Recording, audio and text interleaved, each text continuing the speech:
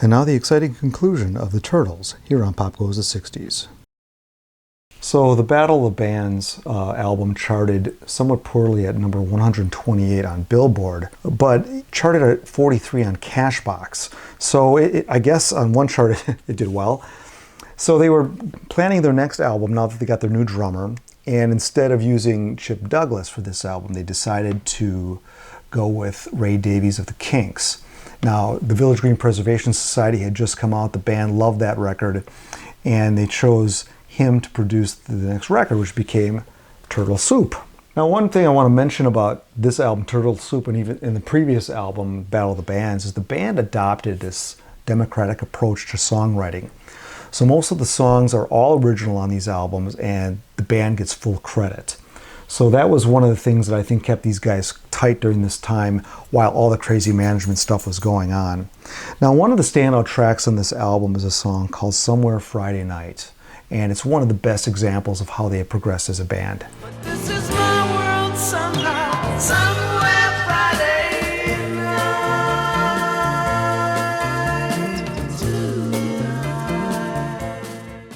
Now, one of the things the band also did during this time was they formed their own record company called Blimp, and I think they were essentially trying to copy the Beatles with Apple, and I don't know what the purpose of this was, but it was distributed by White Whale.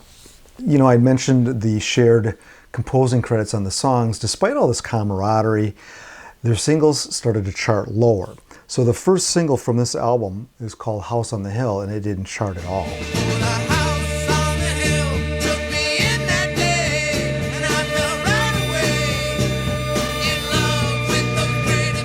Now, the next three singles charted, but they charted poorly. And these were very good songs, but again, you know, in 1969, a lot of those mid-60s bands like the Turtles, even the Byrds, the Association, the Buckinghams, they all had a very difficult time transitioning into 1970 because they were looked at maybe as AM pop radio bands.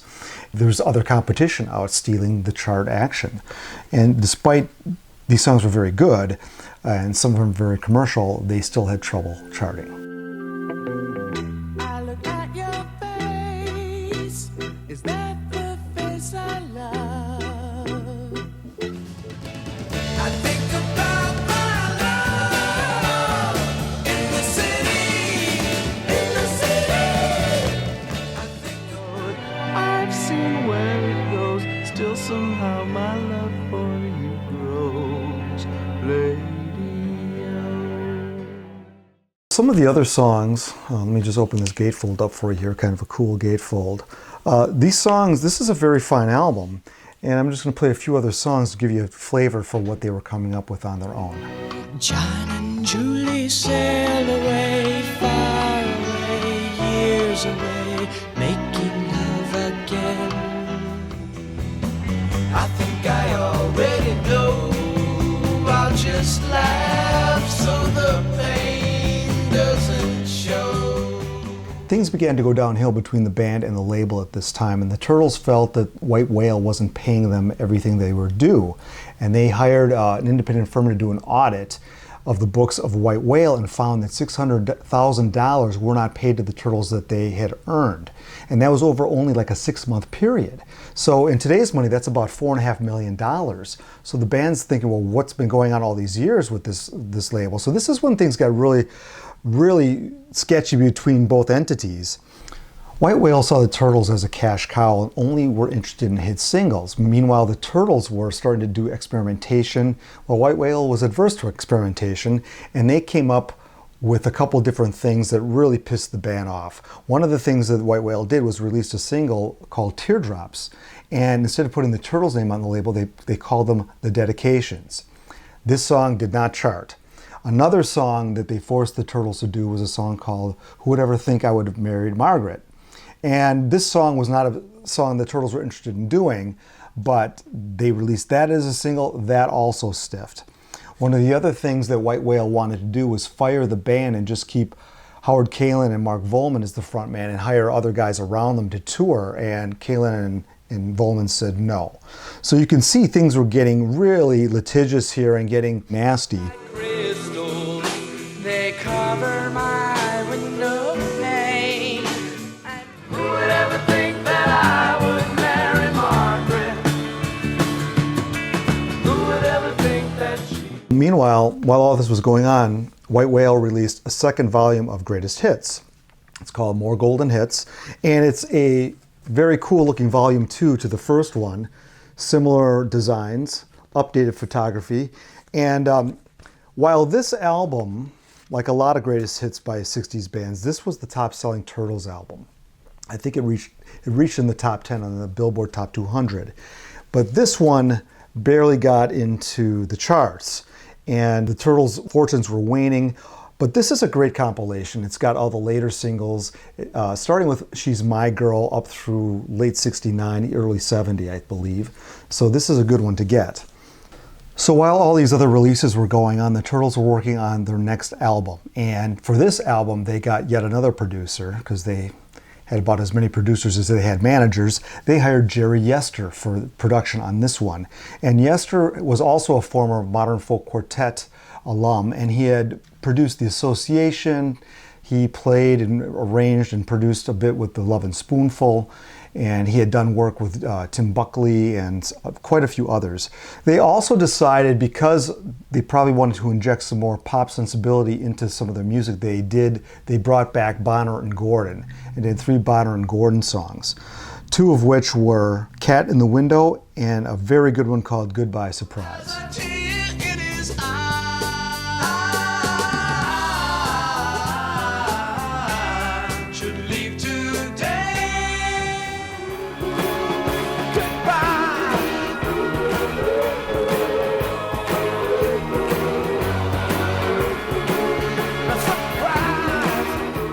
So Goodbye Surprise is one of the heavier tracks they ever cut.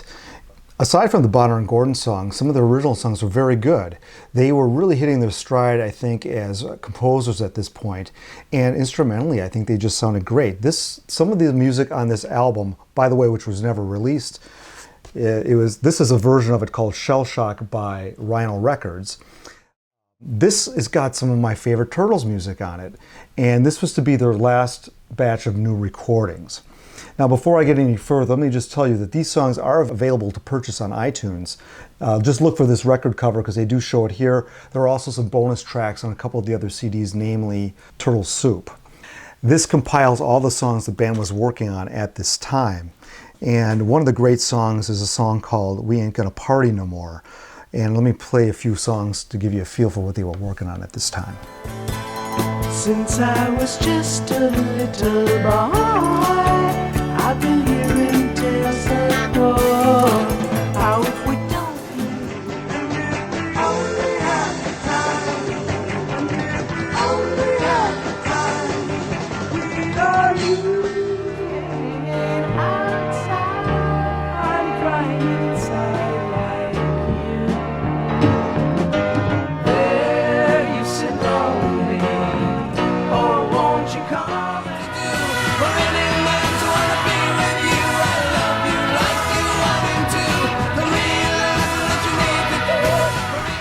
So while they were recording songs for this eventual album, which never came out, White Whale released their own album called Wooden Head. Now remember all those tracks from the You Baby album? They were going from folk rock to pop, and they left all these unused folk rock songs behind.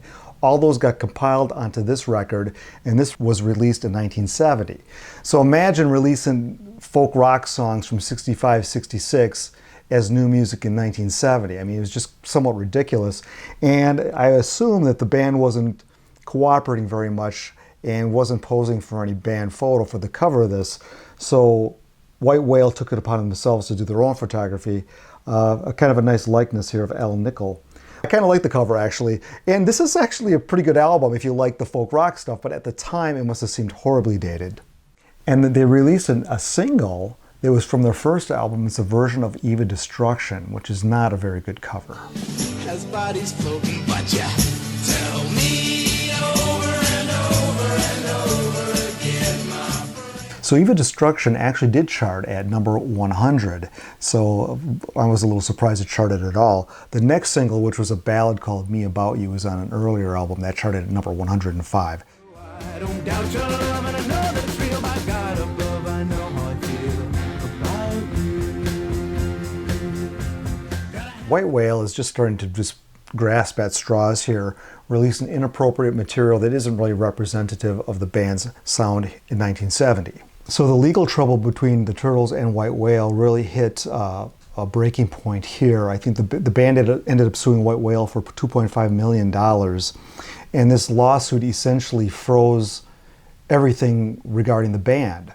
The band couldn't release anything as the Turtles or play as the Turtles.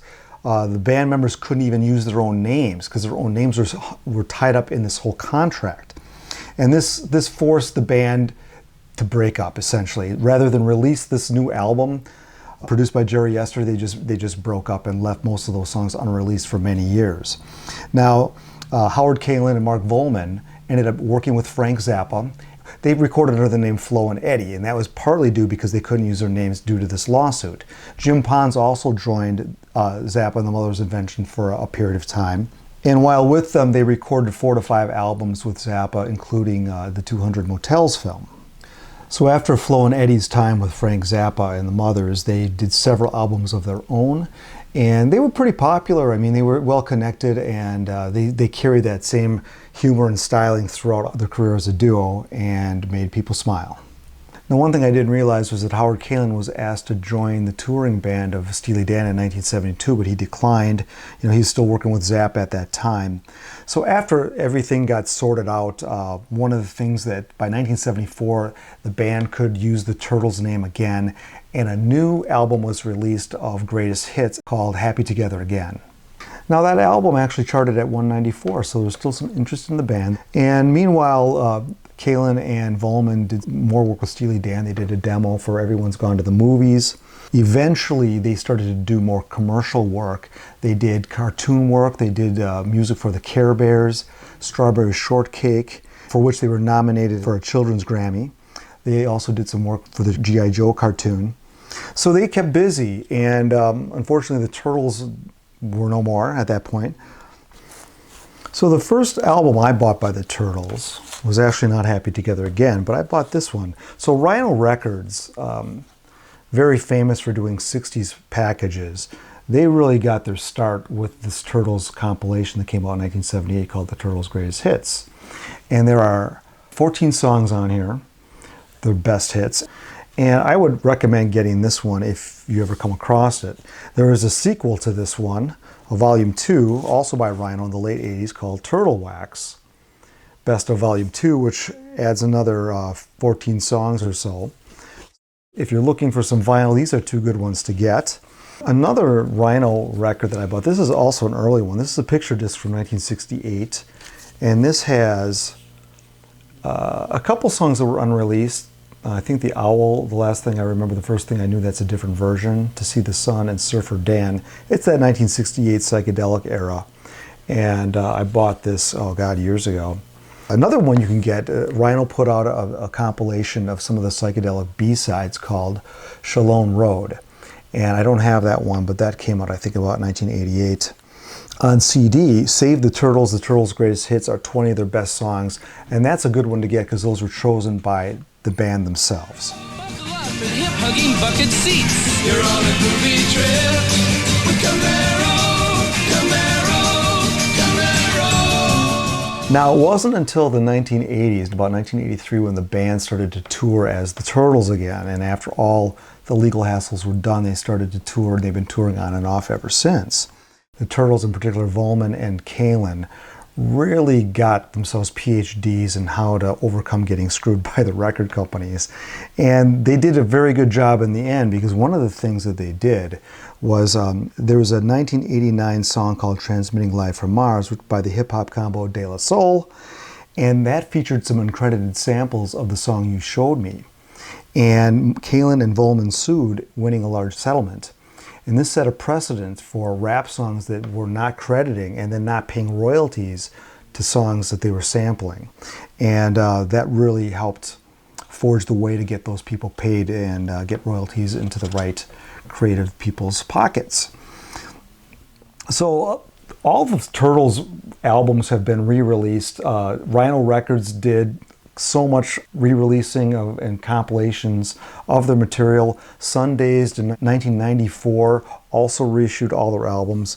So you can get quite a lot of this stuff on vinyl if you're looking for it.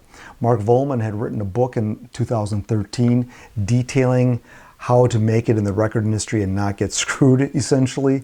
So that book is out there as well. So that, ladies and gentlemen, is the story of the Turtles. I really appreciate you watching. I've got some other links below if you're looking to buy any of the Turtle stuff on CD and some of the books available. So if you do click on the link below, it helps the channel a little bit, and I sure do appreciate it. Thanks for watching. Love is like that. It changes every